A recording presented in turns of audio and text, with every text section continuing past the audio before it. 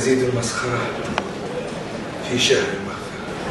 حدثنا صديقنا علي الورع التقي قال: لما أهل علينا الشهر الكريم ازدادت مياسة الحريم، وبحلول شهر البركات تزداد خلاعة البنات، وبقدوم شهر الغفران يزداد تبرج النسوان. فما إن أذهب إلى الكلية إلا وتضطرب الشهية، فبالسلام على مروة تتحرك الشهوة، وبرؤية موناليزا تتفجر الغريزة، وبالمرور على باكنام يفقد المرء الصيام، وبسماع ضحكة نهلة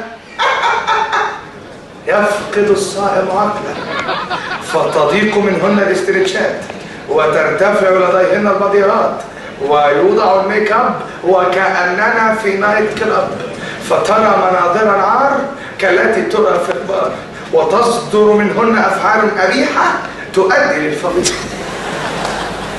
فتمهمهت تمهمها غويطا، وتذكرت في نفسي تيتا، ورن في أذني رنين حديثها الآمر: شوف يا تامر، البنت أختك رحاب ما تهوبش ناحية الباب غير وهي نتعى الحجاب. ثم أنشدتني هذه الأبيات: خذها إليك نصيحة محفوظة، إن التمسك بالحجاب لزام يبقي احتشام البنت من عفتها، وما عدا ذلك فهو حرام.